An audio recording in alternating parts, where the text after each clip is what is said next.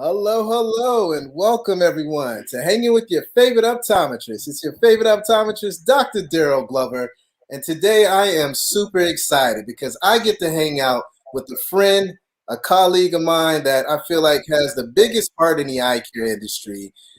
Is just full of knowledge when it comes to building teams and leading teams and truly business development. I mean, his journey is quite unmatched, and today I get to sit down and hang out with the man himself. Tony Sommer. How are you doing today, Tony? I'm doing great, Dr. Darryl, and you are far too kind, sir. Oh man, this today is a very special day for me. There's a few folks that I look forward to having on a live stream and a podcast. And Tony, you are definitely one, man. I've been admiring you from afar for quite a bit of time, man. I've had the opportunity to, have a lot of dialogue with you online on LinkedIn in particular, especially lately with my Think Tank Wednesdays. I always enjoy and love the information that you leave on those posts. And today I hope we can really dive deep into that. But Tony, man, before we get started, man, I'd love for you just to really share with the industry and my colleagues and the healthcare world who you are, where you're from, and how you got into this amazing profession of eye care. So if you don't mind taking it from the top, Tony. Oh my goodness! I've had quite a convoluted path to get here. So who am I? So my wife Robin and I, we have three kids. Two of them are in college, and one is in high school. They're very, very different people, and we love them. So we have to treat each of them very differently. And as the teachers tell us, we're very experienced parents. So I think that's a compliment. Not sure. I myself, I'm from California.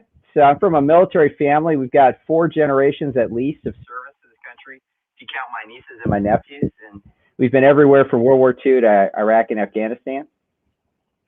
So lots of stories there. At least half of them are true, right? So I do call myself a Californian, though I grew up. My elementary school years were spent in West Germany, so that dates me. That's a country that no longer exists. But I call myself Californian because 2 out of my 3 high schools were in California. I graduated from high school there. So that was me up until I'm like 18, right? And then I started my journey in the professional world, and I've had 3 careers so far, right? I'm a big Gary Vee fan, and life is long. So I've got 3 careers so far. My first one was in the military. So spent a lot of time in my 20s and 30s in the Middle East, and that will come into play later. Learned a lot about leadership there, obviously.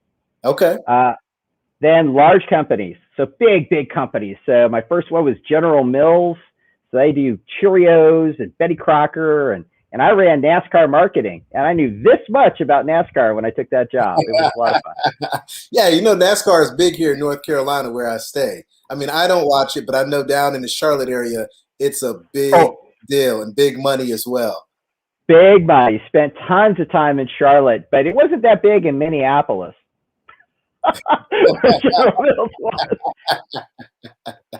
Hey, we're starting this. You want the job? I'm like, sure. Yeah, this will be fun. So I had tons of NASCAR stories about how fun that was. Then I went to the Coca-Cola Company. So anybody who's a Coca-Cola Company alum knows why I said it, the Coca-Cola Company. It's like the Ohio State University, right? Right, so right. You kind of say it that way. So I ran high C kids marketing for a year there. That was a lot of fun. And then I began a transition, right? So now I come to Novartis. Okay. So we used to say we don't work for a pharmaceutical company, we work for a bank, and that was Novartis. So at SEMA Vision, I was the dailies guy. That was like my unofficial title, was the dailies guy. I ran Focus Dailies for a number of years. Loved it. Loved daily disposable lenses, even when they weren't the it thing in the early part of this country, right? And then I made the crossover to sales management. I was the marketing director there, and then I became a sales director for key accounts, which is corporate speak for multi-location groups of people, like vision stores and things like that. So that was a lot of fun. And then my last big company that I did a stint at was I ran sales for the U.S. for Bausch & Lomb. Okay. So, launched Ultra, launched BioTrue one day. Love those brands, love those lenses. And those are my big companies. So four big, huge companies. In fact, the nicknames for my kids can all be traced to the insurance plans that they were born under, right? So I have General Mills is my oldest, Oh, Coke is my second child, and Novartis is my third. So I just kind of laugh about that. That's how big company I fantastic, was. man. Well, well, check it out, Tony, man. You clearly you have a hell of a background, right? And the Right. one thing I think what attracts me to you is that you've had out of the box thinking because you weren't born into the eye care industry. You actually Mm-mm. came from outside of the industry. And I think that's why you've been so impactful within the eye care profession, simply because you don't think the same way that everyone else thinks, which is huge because a lot of times, we were having this conversation before we got on a live stream that, our industry really needs to be shaken up. It needs a different look. It needs a little more energy. We need out of the box thinking. And with your background of being with General Mills, Coca-Cola, I mean, these are large corporations, large organizations that understand several things. Number one, marketing, which is a big problem that we Yeah. have in eye care. We don't market our profession enough to the Yeah. masses like you see in the dental industry. Number two, they're always thinking 10, 15, 20 years down the road. What's going to be the future? How are we going to market our product? These are big things that I feel like in the eye care industry we don't do enough of. And I think, these are things that you have really mastered, and it shows why you are a leader. And today I really would love to dive deep into, leadership, because I do look at you as a leader in eye care. And I would love for you to just, number one, define what leadership means to you. And then number two, I'd love for you just to just kind of deconstruct it in a little more detail, whether it's, where you get your resources to become a leader, tips in regards to how to grow to be a leader. Let's just really break it down from top to bottom, if you don't mind, Tony. Absolutely. So leadership to me is four words. So there's like tons of people with PhDs who talk about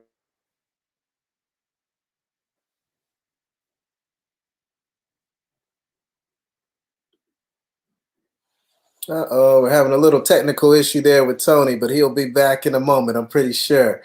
So you guys, again, Tony, he is an amazing, amazing individual. And when it comes to leadership, it's no doubt about it that he is the man. He's going to tune in here shortly. You got to love live streams. Sometimes this happens. You got to just kind of go with the flow for the most part. But today I'd love to share with you guys what I had going on for today. How about that? This morning, I had an incredible meeting with a student over at ICO, and we were really talking about the future of eye care and what it's going to take our profession to the next level.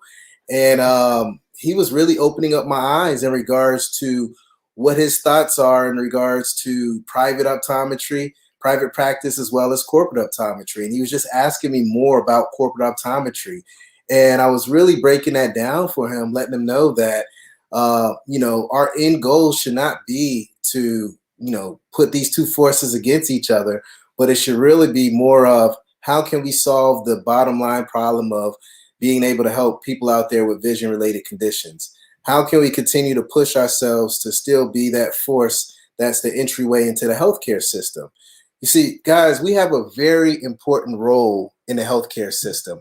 We're able to detect so much by just looking at the eyes, whether it's the front surface and seeing arcus, or taking a peek at the back of the eyes and really seeing diabetic retinopathy, hypertension, diagnosing autoimmune disorders or conditions. There's so much that we can do within our profession, but it's up to us to make that come to fruition. And it's up to us to really have this conversation with these students because they are the future of eye care.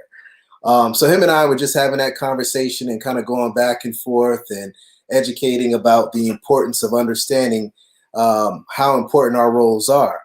But it looks like I got Tony back, you guys. I'm gonna stop, running my mouth like I normally do and bring him back into the mix. So give me a moment to get Tony back into this. Tony, welcome back, my man. We miss you. So technology is always great when it works.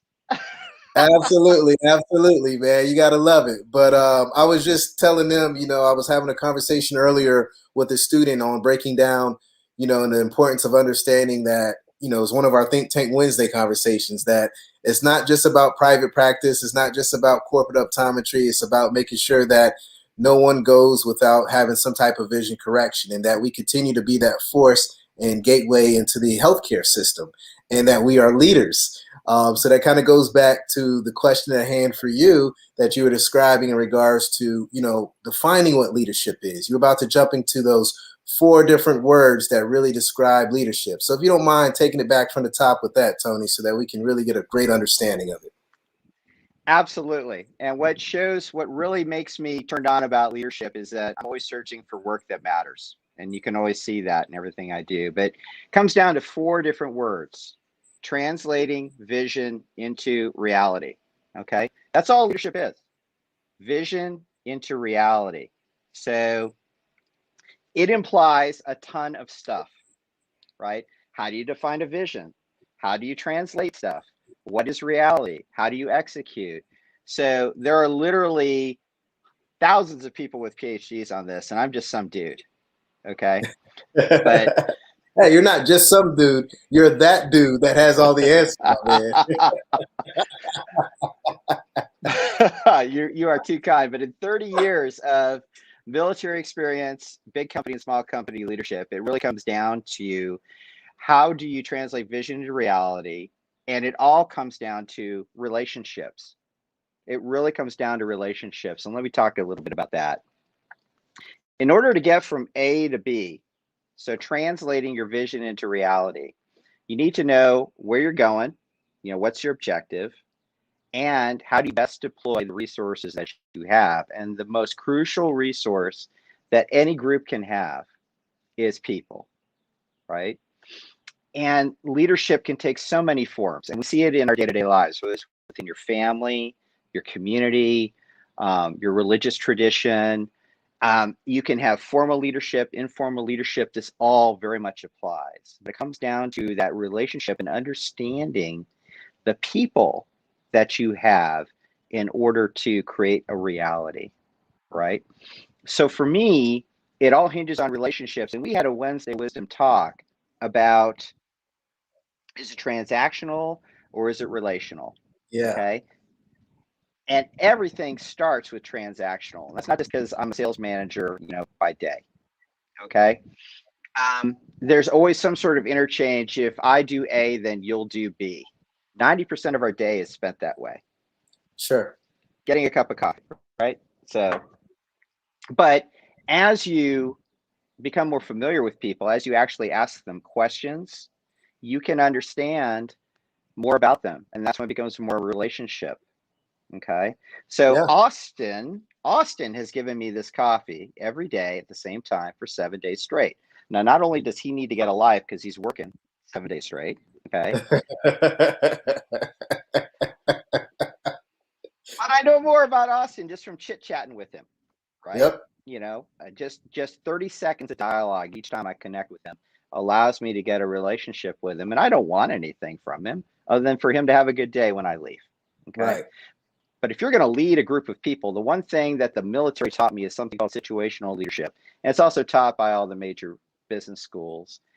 And that is simply this: you take the skills of the people that you have, the task that you need, and then you tailor how you manage or interact with them based upon that. So if they don't have much skill or it's fairly new to them, then you have to spend a lot of time with them, show them exactly what to do. Okay. Whereas if they're old hands, they've been doing this forever, and I'll tie this together in an example. If they've been doing this, whatever this is, forever, you basically have to say, we're going over there. And then you get out of their way and they go over there and then you meet them there. Okay. Because they're already there. Okay. So that's situational leadership. Here's an example in real life. Okay. So I was brought to Visioneering. We're the natural guys. So I was brought to Visioneering 4.5 years ago to commercialize the lens. So that fancy name for bring it to market, right? Right. It was just me. It was me and my marketing person and one salesperson, okay, who is actually a rock star. Her name's Lynn Meyer. So we came together and I'm going, all right, what do I know? And where are we trying to go? Well, I know from a strategy, I need to get out and talk to optometrists. So I need people whose towering strength is that they can talk to optometrists, they can understand a technical lens, And very importantly, they have their own personal brand with optometry in their area. So they're not the Bausch rep or the Alcon guy or gal. Right. They are Lynn Meyer or Mike Delelli. And so you'll see Mike Delelli or Lynn Meyer. You may not see the Natural View guy, right? So Right. Right. yeah, you're relying upon that brand. So my whole thing was finding towering strengths, knowing that was the towering strength I needed. I built a team. I had to select from, everybody I knew, my network, and I asked them to join me. And if they weren't going to join me, do they have friends they know who might be willing to join me? And pretty quickly, I built a rock star sales team that I'm privileged to lead. But it's all about knowing people and their towering strengths. Okay. Gotcha. And if you don't know it, you can build that relationship over chance interactions like we all know about Austin, right? Right. So those are the kinds of things for that. That's how you build a team. You can apply this to any situation or issue that you may have. Gotcha. Absolutely do this. So understand the people and the resources that you have in order to lead effectively. And it helps if you have a little bit of energy, right? Tony, I love this direction that you're going with leadership, because when you're talking about the Starbucks guy, right, and you're talking about those, every transaction, every 30 seconds, it all adds up, it all counts. And what's going on in my head right now is I'm thinking about when a patient, walks into the door, that conversation with the front desk person is major. That next 30-second or longer conversation with the technician is another piece. That conversation with the doctor in the exam room is another piece. And then once you get to the optical, that's another piece. And then even prior to even entering the office, the online platform piece, that conversation is huge. And of course, when they leave the office and they do the reviews, these are all big pieces to really create a relational relationship. Yes, we want that transaction to take place like you were saying, but if you actually take all these baby steps throughout this entire experience and process, you can really take it to the next level and really make something special take place in your practice or in your business as well. So, just that little bit of time can all add up and create something very special. Each of those touch points is very powerful, Darryl. Absolutely spot on. And you can build your practice, as we all know, off of just a couple thousand patients doing something as simple as that. Yeah, man. This is huge, man. And this is why I wanted to bring you on, because I love how you communicate. You really just dumb it down. Meat and potatoes. You make it easy to understand.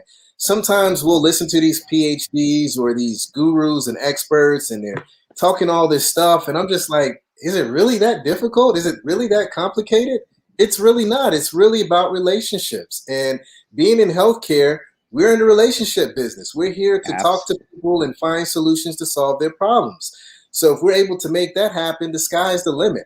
And clearly you have done that with General Mills, Coca-Cola, and now here in the eye care industry. This is huge, man. I really appreciate you taking time to really deconstruct that. When it comes to this leadership, it seems like right now in the eye care industry, we're in a unique position, right? It seems like there's a new wave of leaders coming into the industry, and they're looking to push the envelope and really think forward and accept some of this disruptive technology, but also accept some of the stuff in the past and find that hybrid approach. What would you like to see in the eye care industry in regards to leadership change? Because we are due for a new trajectory of what direction we're going to go in eye care. What would you like to see, and where do you think we should be in regards to leadership in our industry? I want to see confidence. Confidence.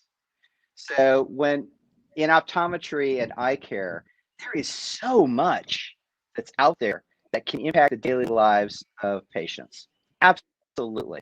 A positive outcome, a little bit of care and attention during that patient encounter is huge.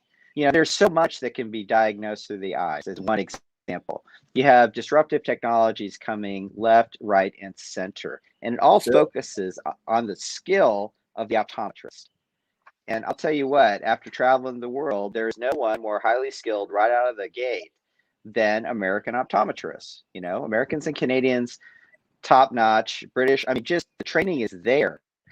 The question is having that optimism and confidence to embrace the future, whatever the future may be. The one thing that will always change is change, right? We always know that. That is the constant, is change. And that is coming here. Think about it. We could cure presbyopia with an eye drop. Yeah. Isn't that cool? Is that cool? That's fantastic. And you know what gets me, Tony, is you see, you're accepting that technology. But if you go on to different forums out there, everyone is like, oh, this is another thing that's going to flop. Oh, this isn't going to work. Just all this negativity. And I'm like, guys, this is cutting edge technology. We have ownership of it. We can change someone's life completely. That doesn't mean glasses and contacts are going to go away. This is just another tool in our tool belt to enhance that patient experience. So let's accept it. This is cutting edge technology. It's fantastic stuff. And something new is coming every 6 months, Yep. and something that I watch two things, right, in optometry because of what I do. The first I think is fascinating is dry eye, right? You can change someone's life, absolutely change someone's life with some treatments out there. And it's just cool stuff, right? Yeah. We Yeah. have made so many strides. And I'm from afar, I'm not credentialed. I just read some of the journals. I think it's cool. And then there's myopia, watching myopia management grow in the last 5 years from theory to practice with a number of different therapies. These are both exciting fields that change lives immediately. Yeah. And Yeah. as practitioners, really need to embrace things like this. The headache mitigation from NeuroLens. By the way, I don't know anybody there, but I mean, it's just that kind of stuff is just cool.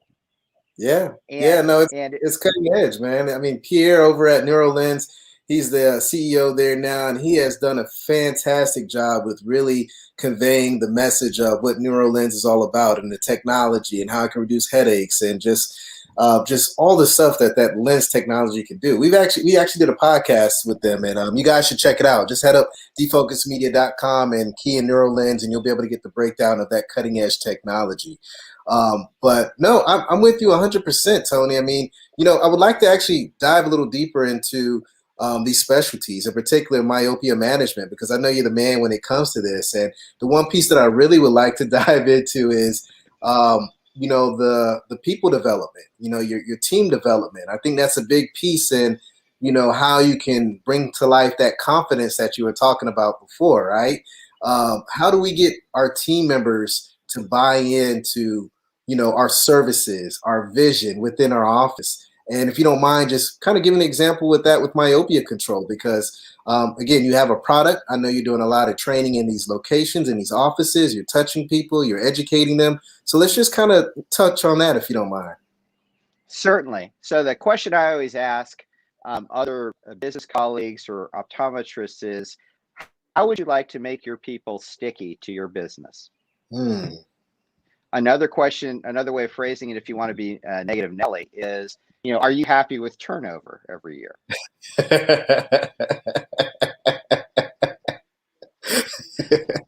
But I'm a glass half full kind of guy, right? So I always say, how would you like to make your people sticky? And I learned, so in the military as well as in large companies and small companies, the differentiator between good leaders and good managers in all those settings is people development. And it comes down again to the relationship. Do you know what makes people tick? The folks Hmm. that you work with, they don't have to report to you. They can just be the people to your side. And what makes them tick? What are their hopes, fears, and aspirations? And I tell you this, most people don't know. Hmm. They really don't, right? There's work life and then there's life. The two don't meet. Gotcha. It's kind of like that Seinfeld episode, Worlds Colliding. So, um, which might date me again, but the whole thing. And when you dig in with someone and you ask them, what do you want to do? For me, what I hear a lot is, I want to do work that matters. I want to make a difference. And so you define that. That's the first question. And then you start asking around their towering strengths. So what are Okay. they really good at? And you help them. First, you build somebody up. And you say, okay, you are awesome at sales. You are absolutely stellar at sales. So, but what else do you want to do? Well, I'd like to be a sales manager, or I wish I could do more stuff with Excel like you do. Well, that's simple, and it's not go take an Excel course, or we'll do tuition assistance for you. It's all right. Well, great. If you want to be a sales manager, I'm going to have you work with me alongside me on a couple projects, and then you're going to run a project. And let's set up some timelines. So this quarter, you're going to work on this. Next quarter, you're going to run something. And the third quarter, it'll be like you come up with something, and then I'll work with you on it at the end.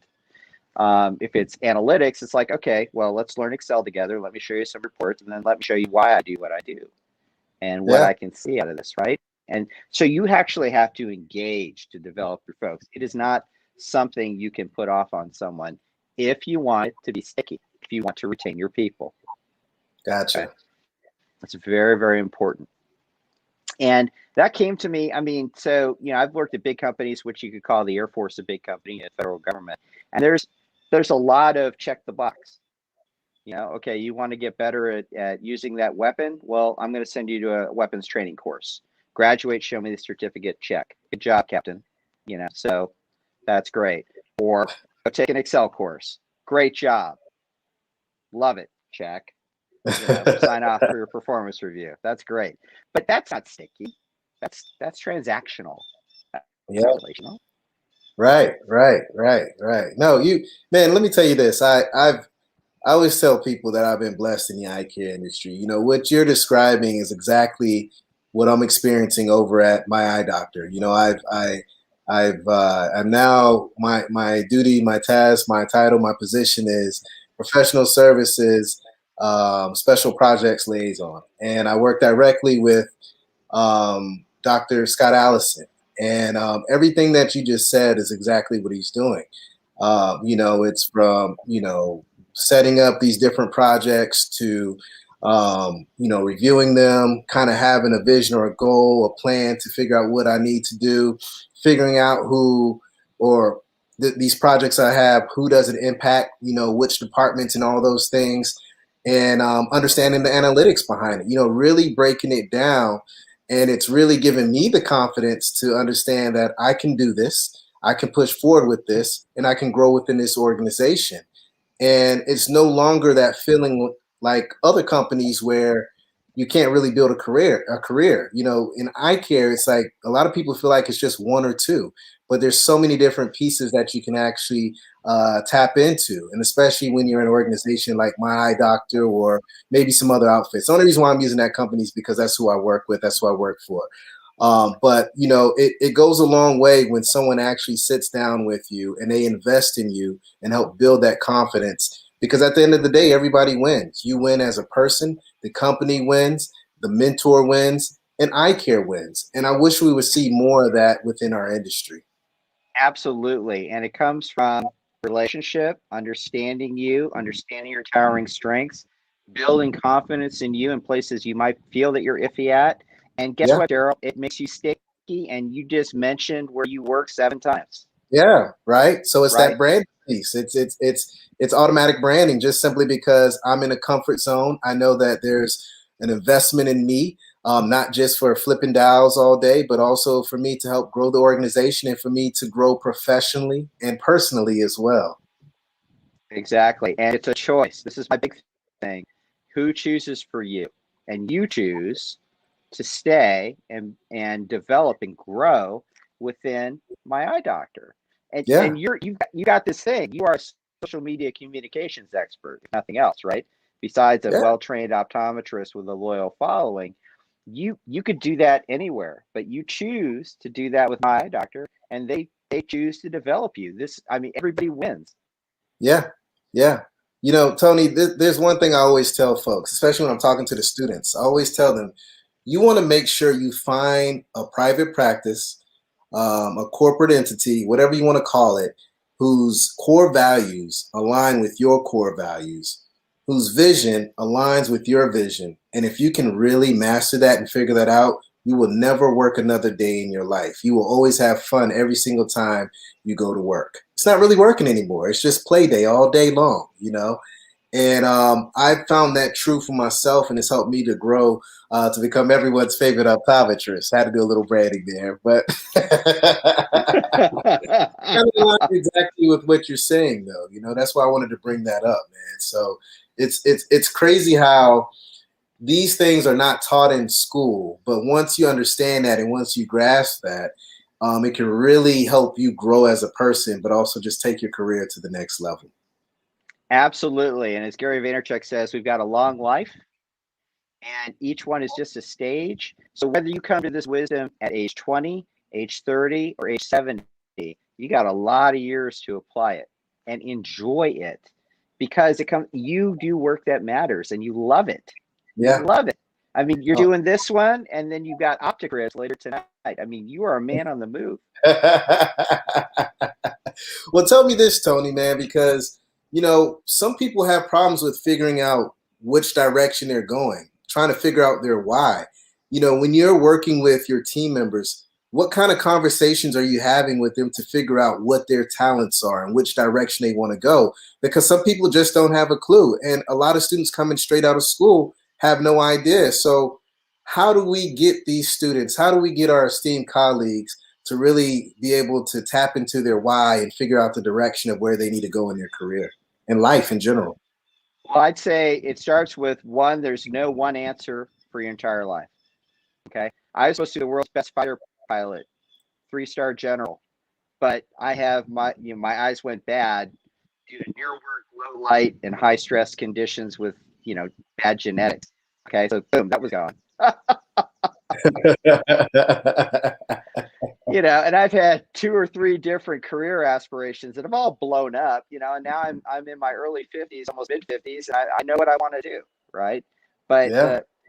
it comes down to simply asking around, first making the observation in that relationship of this is your towering strength. This is what you're really good at as I observe it. And most people are blind to that. They really are. They don't realize that. Especially when you're talking over a large population. They just don't know it and they don't recognize it. So once you draw that out of them and you give them that confidence, then it's a number of things like, why are you good at this? Why did you choose to be good at analytics? What appeals to you about that? Why do you stay here? Why are you still with me at this company? You could do this anywhere else. Why do you do this? And then you hear a lot of qualitative things. Well, I like the work environment. I like my colleagues. Those are the most 2 common. I like the work itself. And then you can start to tease that out and build it up. What do you like about the work environment? Well, I like what we're doing. Well, what are we doing? And you're doing a lot. It sounds annoying, but it's over the course of weeks, right? Yeah. What do you think we're doing? Well, we're helping billions of people see better in the future. I'm like, right, that's pretty cool, isn't it? They're like, yeah. I'm like, hashtag work that matters, right? So I'm like, that's what I seek each and every time I take on an assignment is this work that matters and does this ladder up to my eventual goals, whatever those goals might be right now professionally. And that's how I kind of guide it. But it does take some work and it takes a lot of just conversation and being prepared for those answers and just to try to guide and nudge people so they can learn more about themselves. We all love those personality tests, right? Yeah. Yeah, man. No, this is great stuff. Yeah. So another question for you, Tony. So, okay, we can figure out our why. We know our talents. People are telling us what we're great at. We've developed that confidence. Now we're ready to take it to the next level and lead, right? Clearly with you, your leadership stems from your experience and just the relationships that you build over time. Experience is always king. It's no doubt about that. And I think we all have come to the common ground that we need to develop relationships and they need to be relational relationships and they need to be intimate relationships. But, once we master that, where do you get your education on leadership? Are there certain books that you go to, certain podcasts? Do you believe in mentors? I know you mentioned Gary Vee a couple times. If you don't mind just kind of touching on that piece, because I think that's a big factor in regards to leadership, because some of us have that innate ability just to lead, but I feel like it is something that can be learned over time. So I'd love to know, what are you doing to gain more knowledge in that realm of leadership? Well, I think the most controversial thing I always say about leadership is that leaders can be made. 90% of the leaders I know are made. Mm, And I can make you a leader in 6 weeks. I did it in boot camp when I was an Air Force Academy cadet. And you would take people out of the wild, as I called it, and then you turn them into soldiers and leaders in 6 weeks. But and that helped mold me, obviously, all those experiences. But they say that you are the sum of the 5 people you hang out with, right? We've all heard that. yes. So I don't know who, it's not a summer original. So I always try to be one of those 5 people for the people around me. I Mm, really do. So if you talk to my colleagues, there doesn't go a day that they don't hear from me, and it's not transactional. Okay, there's usually something in there, and I do that purposefully because, especially in today's environment, pandemic, you want to keep your people close and provide security and confidence. But here's the very specific stuff. So I listen to a variety of podcasts, and watch their videos on YouTube. So my number one is Gary V. Okay, okay. he has a very simple message, and he's all about influence. And what I like is his grit, and it's just go do it. Okay, so he's a big factor, and he swears much more than any military person I know. So that's always entertaining. Okay. Very true. Yeah. So he's definitely not a PG rated podcast. No, Another not one at all. that's Another one that's really, really good that I love is Entree Leadership. It's out of the Rings Oh organization. man, I love that one, man. I love how they just bring on these leaders of these different organizations and just highlight their strengths and just really dig deep into that the entire podcast, man. That is one of my top 5 too. Yeah, that's one of my top 5, and it's free. All these are free. The other thing that I do is I read a ton of stuff. So anything that Simon Sinek has written, Mhm. I listen to him. You can find him on YouTube. He's got tons of stuff. I follow him on LinkedIn. He's got tons of stuff. So he's always good for finding your why. That's what he's Yeah. famous for. So I got Cynic, and the fourth one that I listen to a lot is the Salesman's podcast, believe it or not. So it's Okay. salesman.org. You can find him on YouTube. It is one of the top 50 YouTube or top 50 podcasts in the world, believe it or not. Okay. And they talk about all sorts of stuff. It's not just sales. It's all about relationships. And the final thing is anything that Patrick Lencioni has written. Okay. So 5 dysfunctions of a team. So those kinds of things is what I read and consume almost daily. I'm on a treadmill, I'm taking a walk, I'm listening to somebody. Yeah. Yeah. No. Yeah. I've started working out again. Early mornings, I get on the treadmill and I do the same thing. I'll throw on a podcast. If I'm trying to, get those extra miles, I have to switch it over to some hip hop music so I can work my way through it. But for the most part, I'm doing the same thing, man. And I really like Entree Leader. That to me is Leadership. just, yeah, leadership. That's one of the best ones. And there's another one that actually I was doing this thing with my eye doctor where they had someone come in and talk to us that are part of the professional services team because they like to invest into their team members. And I'm trying to pull it up right now, man. I think it was Brian Hawkins. And he has some great guests. Yes, it is called The Learning Leader Show with Okay. Ryan Hawkins. You should check that one out, man. It's pretty good. This guy, he knows how to ask the right questions. He knows the right guests to bring on, and he really makes a big splash into your mind, man. Like he asks some thought-provoking questions that really get you thinking quite a bit. So check that one out. But no, man, Tony, this has been great, man. I've learned so much from you. I was looking forward to this interview, and of course, man, I want to bring you back in the future, man. This can't just be a one-off thing, because you're just full of wisdom, man, and just great content and just great energy in general.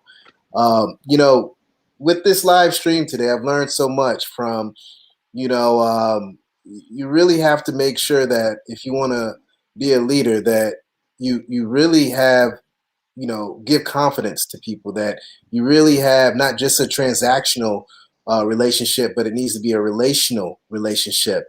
And that you really have to invest in time to be a leader. You have to, dig into podcasts, the literature, and really, really spend time on it, because nothing happens overnight, and experience can trump anything. There's no doubt about that.